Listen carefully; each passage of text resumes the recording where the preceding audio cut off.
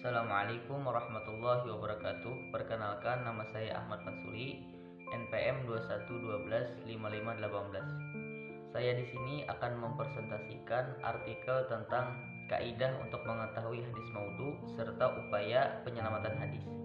Tugas ini diberikan oleh Ibu Mardiah Agustina, STHI MPD, selaku dosen pengampu mata kuliah Ulumul Hadis. Silakan kepada teman-teman untuk menyimak penjelasan dari saya. Langsung saja kepada pembahasan hadis maudhu. Sebenarnya bukanlah sebuah hadis, tetapi karena statement dari si pembuat hadis palsu tadi, maka dikatakan ia sebuah hadis. Dinamakan juga hadis dikarenakan untuk mempraktiskan kerja para ulama dalam menyelidiki hadis lebih dalam lagi.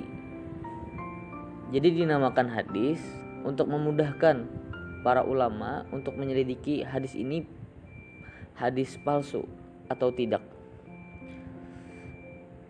Aktivitas pemalsuan hadis telah terjadi pada tahun 41 Hijriah yang dikenal dengan tahun fitnah, karena pada tahun ini telah terjadi pembunuhan Sayyidina Utsman bin Affan radhiyallahu anhu. Kemudian berlanjut pada babak awal pertentangan berikut di kalangan umat Islam. Saat itu terjadi pro kontra tentang perbedaan pendapat dalam persoalan politik yang mengakibatkan sebuah perpecahan Islam menjadi beberapa sekte seperti Syiah, Khawarij, dan golongan-golongan yang berpihak kepada Muawiyah. Keadaan pun menjadi parah karena masing-masing membawa persoalan-persoalan bid'ah, ta'assub, dan mereka kelihatan Islam padahal sesungguhnya kufur. Bertitik tolak dari ini telah terjadi periwayatan hadis maudhu atau palsu. Adapun kaidah-kaidah agar kita mengetahui sebuah hadis itu hadis maudhu atau hadis asli, maka para ulama telah membuat kaidah-kaidah yang menjadi dasar atau pondasi agar dapat menetapkan bahwa sebuah hadis itu adalah hadis maudhu. Para ulama telah menetapkan tanda dan ciri yang diperhatikan dengan penuh saksama agar dapat membedakan antara mana hadis yang asli dan hadis yang palsu atau disebut hadis maudhu. Adapun ciri-ciri ini terdapat pada sanad dan juga pada matan.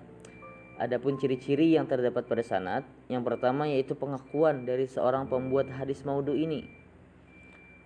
Umpamanya pengakuan Abu Isham Nuh ibnu Abi Maryam bahwa dia telah memalsukan beberapa hadis yang berkaitan dengan keutamaan surat-surat Al-Quran. Maisarah ibnu Abi Rabithah Al-Farisi mengaku telah membuat hadis maudhu tentang keutamaan Al-Quran. Beliau juga mengaku telah memalsukan atau memaudhukan 70 hadis tentang keutamaan Sayyidina Ali karamallahu wajhah. Yang kedua yaitu kenyataan sejarah bahwa seorang perawi tidak bertemu atau tidak sezaman dengan orang yang dikatakannya guru. Misalnya seperti Ma'mun ibnu Ahmad Al-Harawi bahwa ia telah mengaku telah mendengar hadis dari Hisham ibnu Hamar. Al-Hafiz ibnu Hibban menanyakan, kapan kamu Ma'mun datang ke negeri Syam? Ma'mun menjawab, tahun 250 Hijriah. Ibnu Hibban mengatakan bahwasanya Hisham ibnu Ammar itu meninggal tahun 245. Ma'mun menjawab lagi, itu Hisham ibnu Ammar yang lain. Dari kisah tersebut sudah dinyatakan bahwa mereka tidak bertemu. Yang ketiga, keadaan perawi itu sendiri terkenal dengan kedustaannya.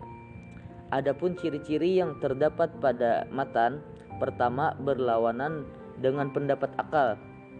Yang kedua berlawanan dengan Al-Quran. Yang ketiga berlawanan dengan sunnah atau hadis mutawatir. Yang keempat berlawanan dengan ijma' para ulama. Adapun upaya pencegahan hadis maudhu, dapat kita ketahui sebelumnya bahwasanya hadis maudhu bukanlah suatu yang tidak dapat diamalkan atau disebarkan. karena itu bukan suatu yang dapat dipertanggungkan sebagai hadis Nabi.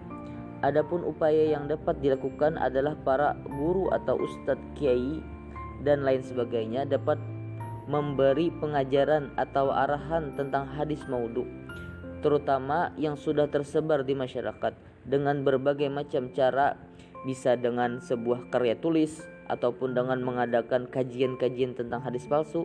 Dan juga bagi kita jangan langsung menerima begitu saja.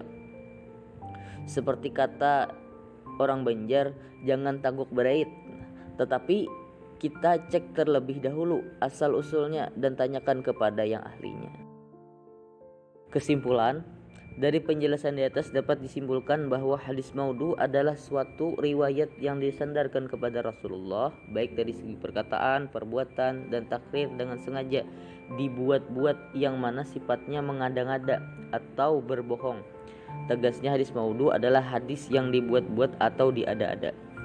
Berdasarkan data yang ada, hadis palsu ini tidak hanya dibuat oleh orang muslim saja, tapi juga orang kafir atau non-muslim dengan berbagai macam motif dan kepentingan suatu tujuan. Para ulama telah membuat kaidah-kaidah yang menjadi dasar atau pondasi agar dapat menetapkan bahwa sebuah hadis itu adalah hadis maudhu, baik itu dari sanadnya dan juga matannya.